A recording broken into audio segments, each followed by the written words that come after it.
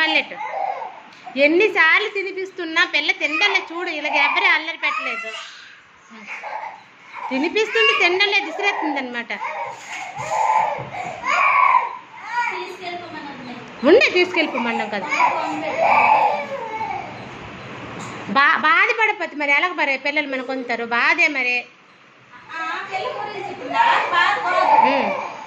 ఓహో ఏడుస్తుంది అనేసి నువ్వు ఎన్ని రోజులు పంపించద్దమ్మా, ఏడుస్తుంది. అలాగే మరి ఈరోజు ఫస్ట్ రోజు కానీ మనం దిగబెట్టామంటే మరి అలా రోజు దిగబెట్టి మనం ఏడుస్తుంది. అప్పుడు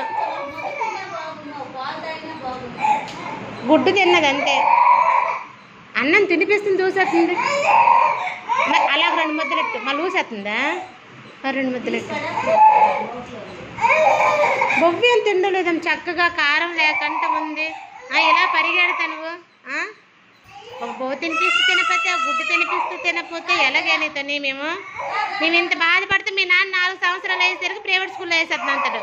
ప్రైవేట్ స్కూల్లో అయితే ఎంత బాధపడతారా, తిండి నేర్పిస్తారా, చదువు చెప్తారా?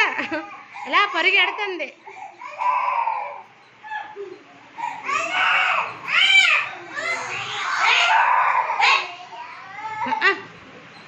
మింగమ్మ అన్నం మొద్ద మింగే, ఆకలితో ఉంటావా? ఏటమ్మ ఇలా పరిగెడుతుంది పిల్ల. తెల్లవారి నుంచి ఇదే పని. వాటర్ పెట్టి తాగించు. ఆ పిల్లల్ని తిన్నవకంటే ఎలా చేస్తుందో చూడు.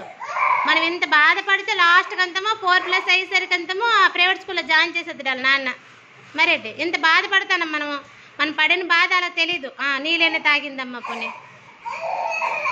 కొంచెం చెప్పాలి పోలే వదిని, కొంచెం గుడ్డు తిన్నది కదా, కొంచెం వాటర్ తాగింది కదా, నోట్లోకి వెళ్ళకపోయినా ఏదో 2 మెతుకులు వెళ్ళే.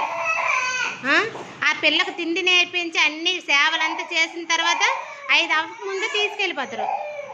ఏ తల్లి పడుతుందమ్మ ఇలా బాధ? వాళ్ళ అమ్మాయిని ఇలా తినిపించిందో లేదో చూడు, అసలు తినట్లేదు.